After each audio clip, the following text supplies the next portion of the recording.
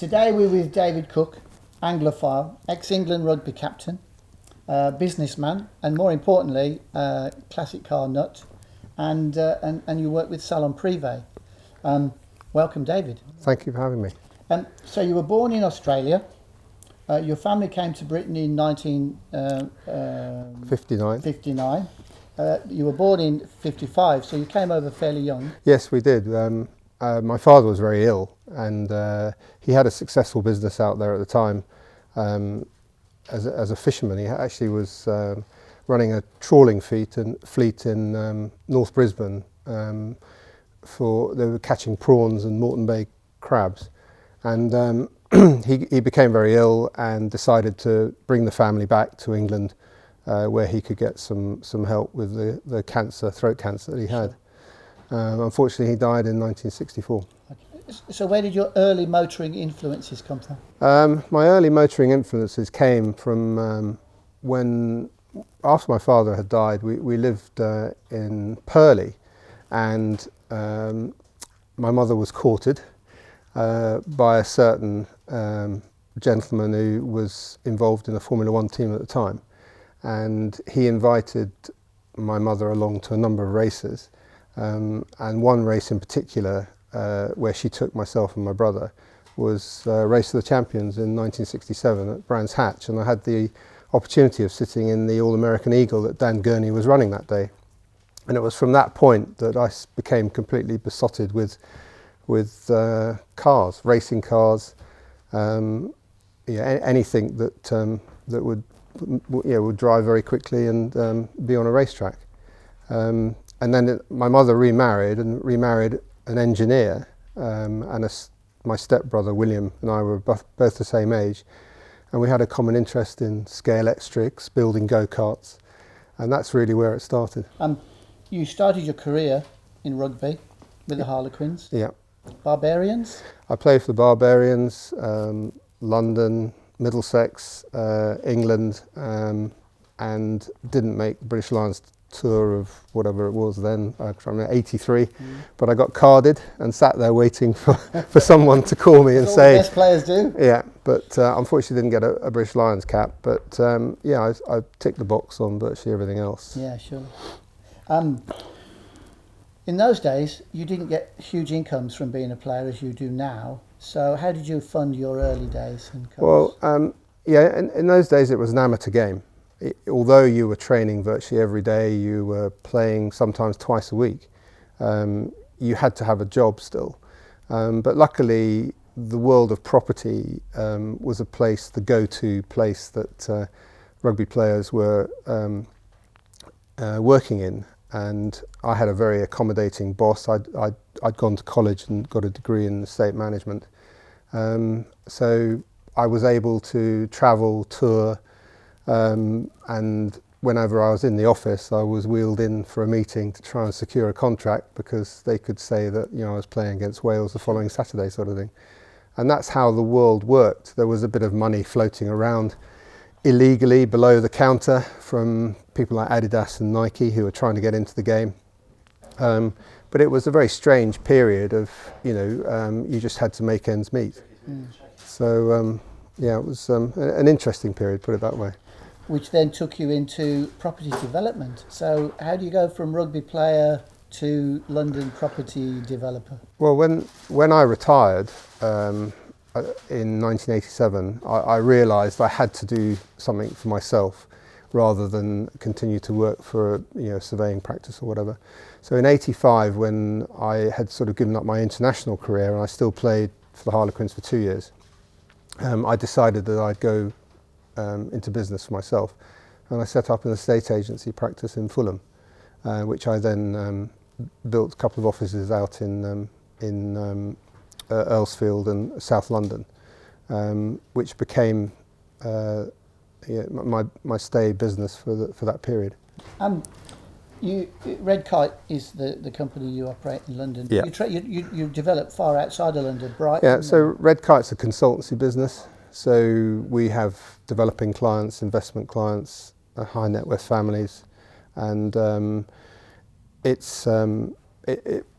it's based in London, and we have done projects in Brighton. For instance, Brighton Marina, we've just finished 195 units. We've done 62 units down in South Wales, and yeah, it's something that's, you know, I can keep going at, Yeah, sure. you know, for as long as I really wish to do so. Yeah.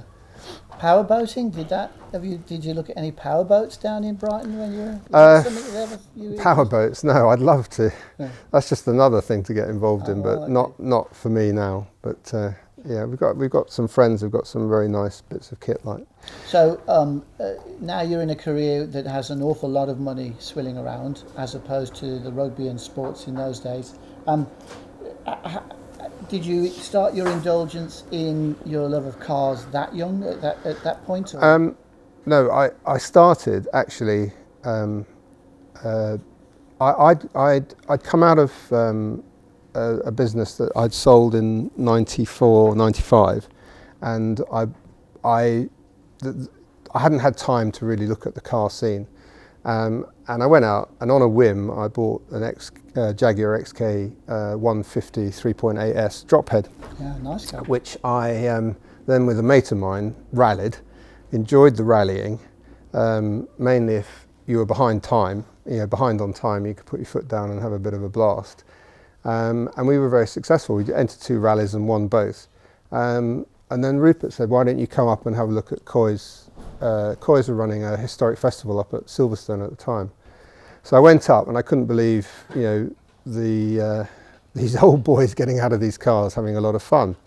So I immediately bought a motorsport magazine, looked in the back, and there was a Cooper Climax being sold by a certain Neil Twyman.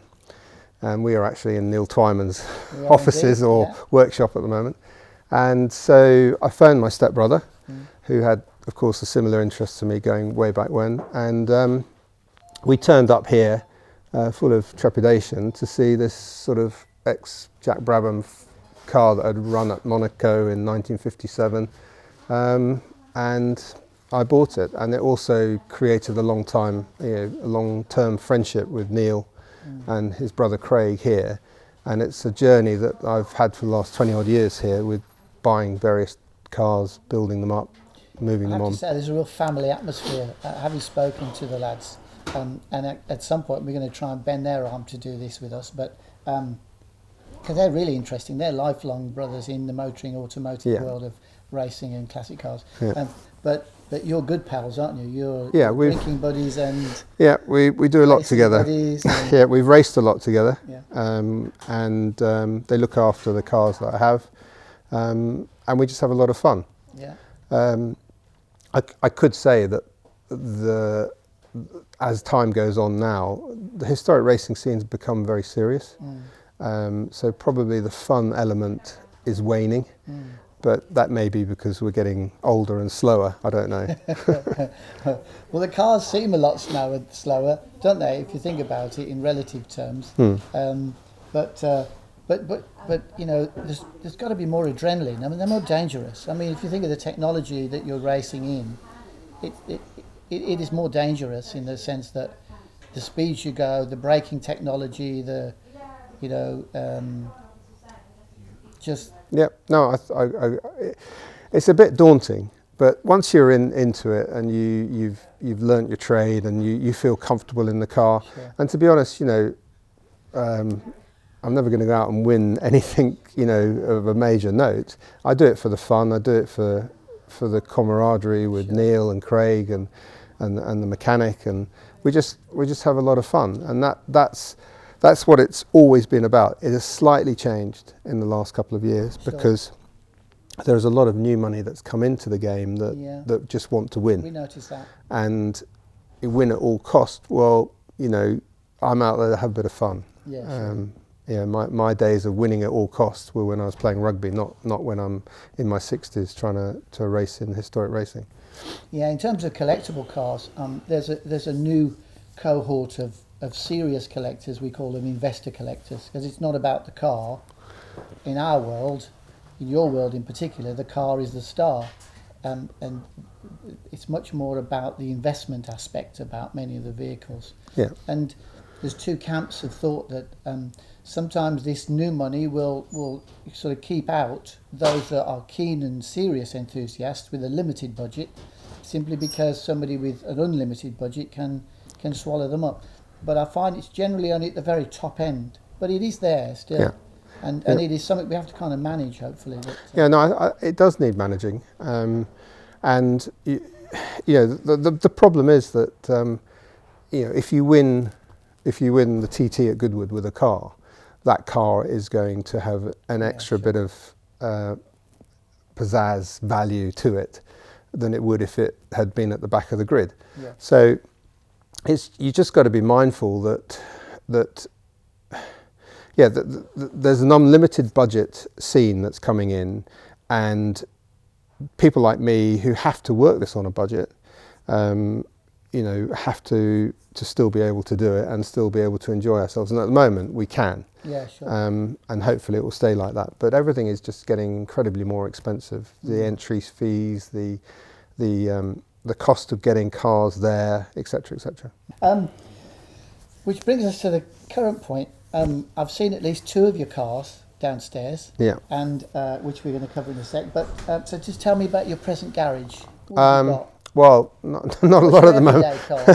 My everyday car is a Volkswagen Amarok, so I just tool around in that. About heavy duty as you need to get, isn't it? Yeah, that's all I probably need at the moment. But yeah, the last project's been a very expensive project, so sure. I've kind of moved a lot of cars on to focus and concentrate on getting this one finished, sure. Which is the Cegga Ferrari. I've got a co-ownership or a part ownership in the Alpha 8C that you've seen. Which is lovely. Yeah. And that's it. I mean, to have more than that is quite hard work to run. So your Cegga Ferrari, it was restored by the Swiss duo, the highly expert duo of George and Claude Gashnang in Switzerland. What were they like to work with? Well, they're brothers as well. Yeah, so the story behind it is that I had bought a car from Neil, a Testarossa that he had built up, and we'd had a fantastic 4 or 5 years with it. And we moved that car on, and I always missed it. And in the back of my mind, I thought at some stage I'd like to rebuild another one with Neil's expertise here at the workshop. And I had accumulated some bits and pieces, engine and gearbox, and Neil had phoned me and said, there's a car coming up for sale that has got some lovely original parts to it, including an original chassis. So I bought that, and we were going to build another Testarossa, but we'd heard that there were 8 recreations being built by GTO Engineering. So I thought, we need something a little bit different. So we bided our time, and then I read about the Gashnang brothers, who had basically built this car with a bespoke body from the wreck of chassis 0742, which was a Testarossa. And we had lots of bits and pieces that we could actually do that. So I said to Neil, what do you think? He thought, it's going to be a hard job to recreate something like that. But luckily, we tracked down the Gashnangs. And the Gashnangs were 2 brothers that built 12 cars between 59 and 67. And the Cegga Ferrari 250 TR was chassis number 2. And 2 of 60, wasn't it? They built it. It was there were 12 chassis made. 00159 was the 59 car they built. 00260 was the 60 car they built. They built another car in 60, and then they went on building till 67. They built 12 cars, and they built them all out of destroyed or wrecked Ferraris. And Maserati also, they knew Joe Siffert very well, and they acquired a couple of Formula One Maserati V12 engines from him and built cars around that. And they were exceptional engineers, and unbelievably, they're still alive. So I tracked them down, and I presented them with the idea of rebuilding this car, and I said I've got a number of bits that we can start off with, and then they wholeheartedly supported it and said what a great thing, they'd get behind it, and in fact, and then came back. I told Neil, and Neil said let's have a go. So that's where we are today, 4 years later. You brought them over here, didn't you? We brought them over. Claude, George was the driver stroke mechanic stroke the sort of leader of Scuderia Cegga, which is what they formed in '59. Claude's not very well, so he couldn't travel, but George came over, and he's a very sprightly octogenarian. You know, he's on the floor, he was jumping around, he was telling the boys what to do, and it was with that input, and then of course the plethora of photographs and drawings and information that they provided allowed us to build what you see today, which is an absolutely toolroom copy of a car that existed only from 59, 60 to 67. Now, we know you're an adrenaline nut, of course, given your background in cars, but you're also into bikes. So tell us about Desert Rats, your off-road biking interest. Yeah, again, that was really going back into my youth. When I was 12, 13, I used to mess around with motorbikes. And Croydon, we lived near Croydon Aerodrome, and I used to take my bikes off onto Croydon Aerodrome, and we'd set up jumps and we'd have a lot of fun. You look back now and you were out there in a pair of Wellingtons rather than the full motocross outfit on being worn. So that really was something that I loved when I was younger. And again, it all got left behind because of rugby, because of my business, and then it was in the when I started racing and then meeting the boys here, I suddenly realised we had a common interest in twin shock trials bikes. Yeah, there's a few bikes around, and we'll take some pictures in a bit. Yeah, and we used to turn up to the race circuit on a twin shock trials, and then someone would say, "Oh my God, I've got one of those," and they'd bring that along, and there were more and more. And so I then thought, what we should do is go and do some trial riding. Yeah, form a club.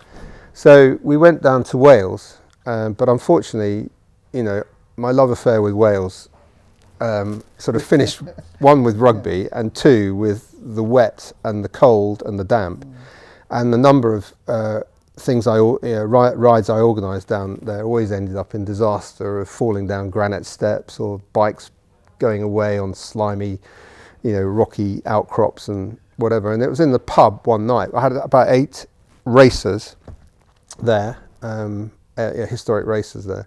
I said, guys, let's just do something different. Why don't we just do something drier and ride a desert once a year, having read about the desert races of the 60s in the Mojave Desert and Baja. And that's what we do. So every year I try and organise a group of us, and we do Baja, Mojave, Sahara, and it's a week away. It's full on. It's a lot of fun, and we really enjoy it. With all the right gear this time. With all the right gear, yeah. We've had some, unfortunately, some offs, but they're all historic racers, and they all just get back on it and sort themselves out. We'll have to get you to send us some images of that, and we'll post those, of course, with the interview. So, I mean, you've achieved so much in those careers you've had to date: rugby player, property developer, racing driver. What do you see as your next challenge? I don't know. I think to enjoy what I've got, really. Family are growing up now. I keep my hand in and want to keep my hand in property. But yeah, to have built the car like the Cegga or the Alpha that I've got downstairs as well is just to try and enjoy them. Sure. And maybe rally them, maybe not so much racing, so that I can enjoy with my wife. Would restoration be a bit more of a busy? I'd love to be involved in something like that. I mean, I think probably that ship has sailed because of the opportunity to get involved in the historic race scene and restoration, or to partner in with people existed maybe 10, 15 years ago. and now it's probably quite an expensive ticket to enter into that arena, because what was cottage industries at that time supporting historic racing are now, you know, multi-million pound businesses. Yeah, I guess also there's only a finite amount of cars that need restoring, and because of the values now going into astronomical numbers, most of the important cars are being found with a view to restore them. You know, Steve McQueen's Bullet, they found the original down in Mexico, refurbished it and sold it, and it sold it well in excess of £1 million. There was an argument, should it been £2 or £3 million, but even then, you know, I think they're finding them, aren't they? Well, they are. I mean, and I think that, you know, there may be another project that I will find. I mean, you know, interestingly, you say Steve McQueen, but I mean, I just read about his Series 2 Land Rovers just being found. Yeah, that's true as well. Well, you know, I bought a couple of bikes through. They were Husqvarna 400 Crosses, so they were the go-to bike for the 60s desert racer. And I ended up buying one that was owned by Bud Eatkins. And Bud Eatkins, of course, was Steve McQueen's great mate, got him into dirt biking and got him, you know, helped him as a stuntman on the Great Escape. And I unearthed that bike and I brought it over, had it restored, and we sold it at a bottoms auction way back, probably 5-6 years ago, and it got a world record price. But those things keep coming up. And then another bike that I found was Bent Aberg, a famous Swedish world champion motocross bike, again a Husqvarna 400, that he won the world championship on. And, you know, was on any Sunday in the movie, you see him at the beginning on that world championship bike.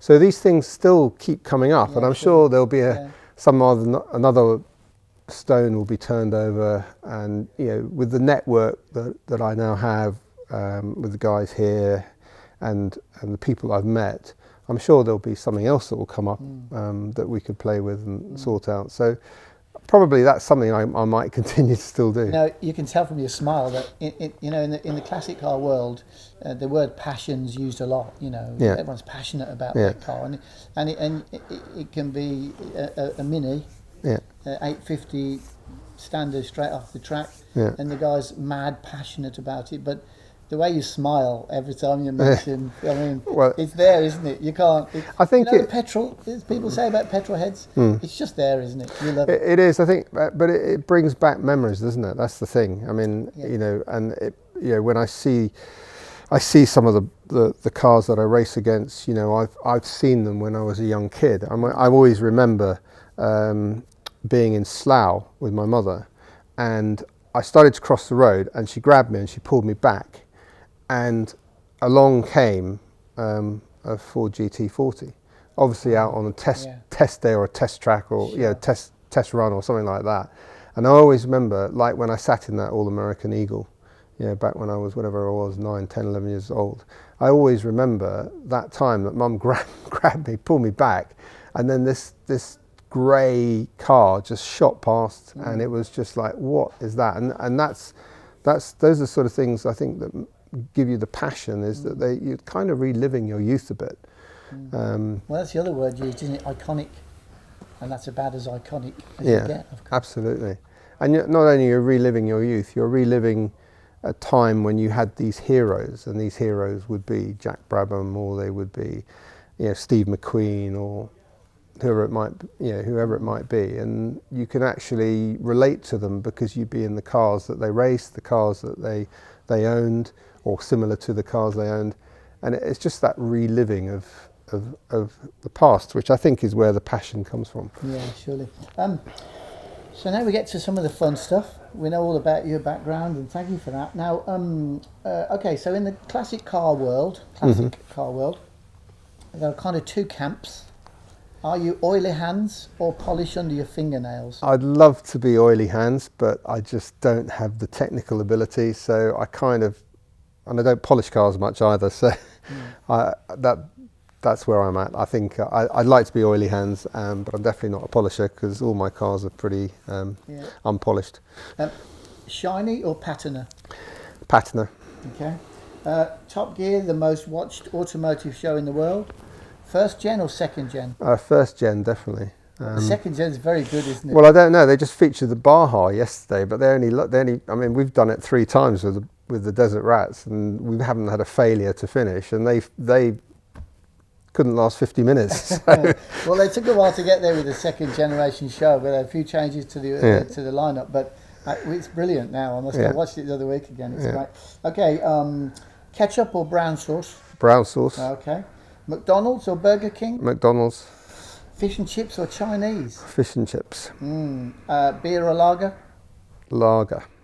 And the all-important one, who says sorry first, you or the wife? I always do. Yeah, God bless you. Yeah. Well done, that man. David Cooke, you're definitely a mover and shaker, and thank you for your time. Thank you, Martin. Thank you.